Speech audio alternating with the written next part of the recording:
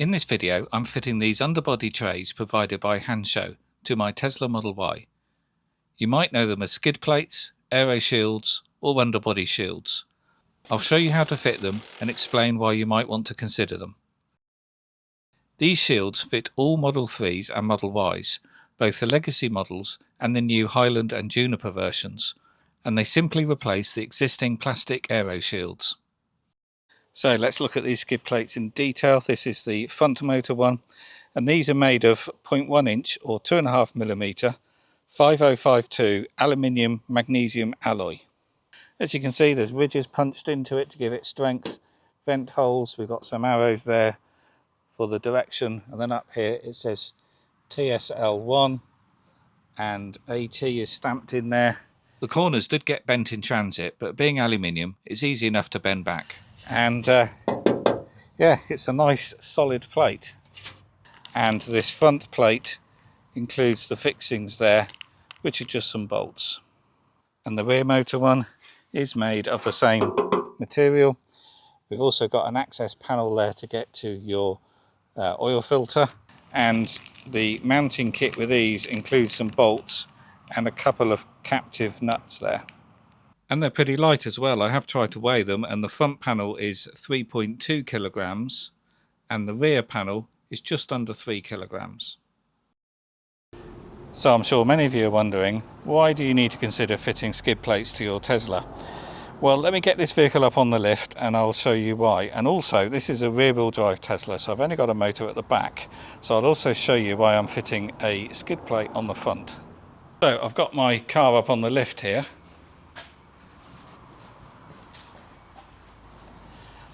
And that front panel is replacing this plastic here, and the rear skid plate is replacing this plastic here.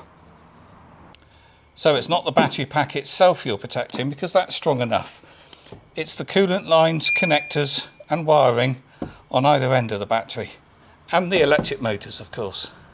These plastic undertrays on modern cars do get damaged, and in the UK the most common cause is by driving through floodwater too fast.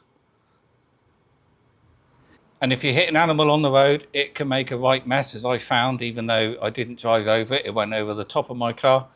But you can hit debris on the road. There's often things fall off the back of lorries. There's mounds of dirt, bricks, buckets, all sorts of rubbish that people can drive over on the road. These plastic panels soon break, and the damage it can cause can be quite horrendous, particularly if it breaks a coolant line or high voltage cable. So let's whip off this front panel and I'll show you. This channel has had over 15 million views, yet only has 40,000 subscribers, whereas it should be 3 to 4 times that, because over 90% of the viewers are not subscribed. Please do, it's completely free, it's only a click for you, and it really does help.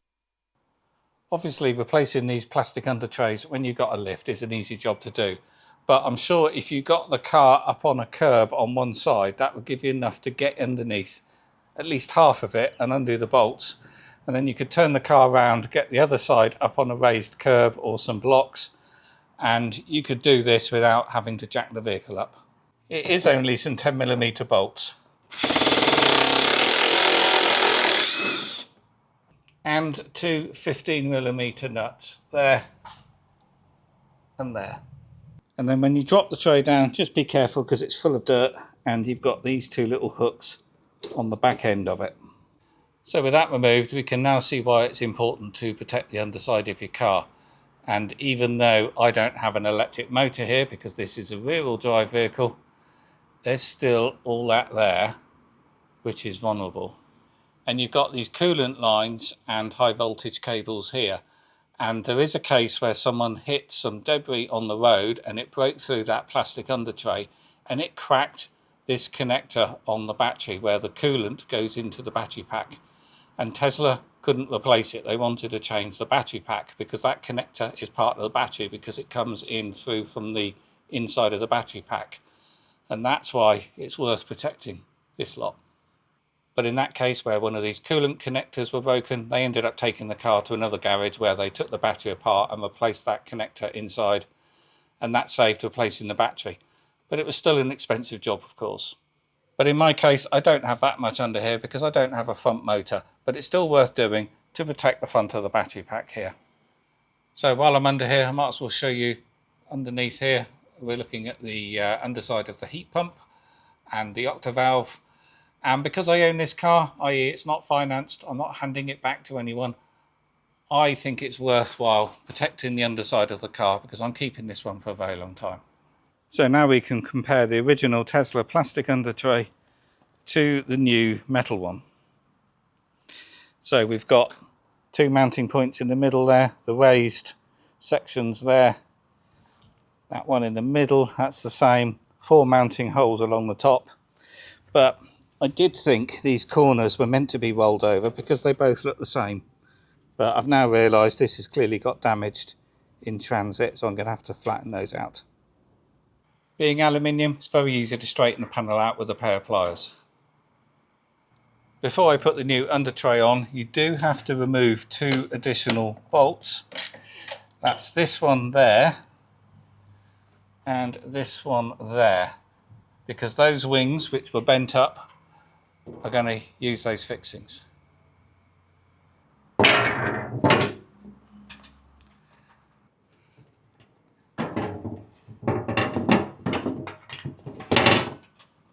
So we can hold the tray up using these larger nuts and then put the bolts in just finger tight for now, so then we can move it around to make sure it's all in the right place. And I'm using the original bolts just because they're the same size as the new ones. So when you're happy it's sitting in the right place, you can then nip these up.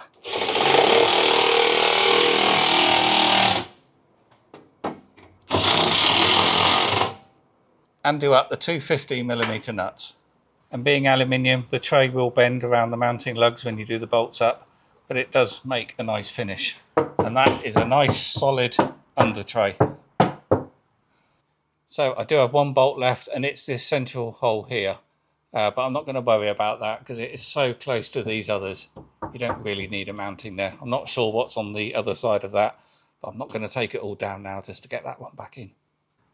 So now let's replace this rear panel, which is going to be much quicker because I don't have to straighten any metal. And this has got 11 10mm bolts holding it on. And also there's a plastic push fit clip on both sides behind the wheels. So for such a small panel, it does have an awful lot of fixings.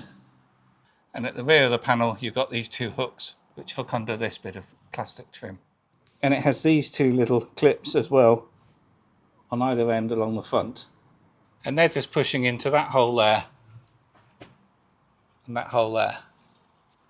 And there's a label. So for quick comparison, there's the original Tesla under tray. And there's the new one. I hadn't noticed until now, but the corners are slightly bent on this one as well. And on this end as well, but clearly this has been damaged in transit. So I guess this rear panel isn't as vulnerable as the front one, because if you're going to hit anything on the road, you're going to hit it head on. But swapping this out for the metal panel is going to give some additional protection to that electric motor there. But again, on the back of the battery, we do have some plastic coolant lines, but we do have this additional metal protection that's sitting below that plastic panel anyway. So the rear of the battery actually has better protection than the front. But anyway, it's peace of mind knowing that all of this is going to be properly protected. And while you're under your car, it's worth checking the inner edge of your tyres, because I have noticed on mine, I can see the cords there, which have shocked me because I do check these tyres fairly frequently. And this car's done 29,500 miles, but being a rear-wheel drive car, all the wear is on these rear tyres, and they're currently at 2.8mm. So I'm now putting the bolts back in, just putting them in very loosely so you can move the panel to centre it all back up. And I'm just using the original bolts just because they're the same length as the one supplied, so I might as well keep those for another job. So once you've got all 11 bolts back in, you can nip them up. So that's all nipped up and it's nice and solid. But what I haven't used is these 2 captive nuts. So maybe they're for a different model, because this tray is for all Model 3s and Ys, both the Legacy model and the newer shape model. And then the only other thing is, previously we had a plastic clip on this inner wheel arch liner holding it to the under tray, and now we don't have an upright for that. So what I've done on this side is just held together with a tie wrap. I'm sure that's just fine even if you didn't do that, but we can just bend that down a little bit and hold those two together, and that's the back done. So that's a job well done, and now I've got to change these rear tyres. I'm very happy with these.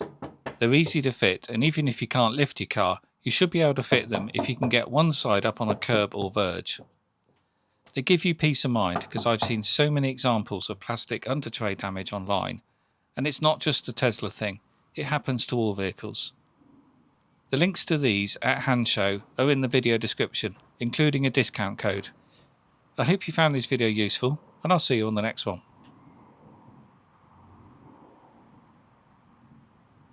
If you like the video, please do click the thumbs up button, and leaving a comment also helps too. Plus, of course, subscribe if you're not.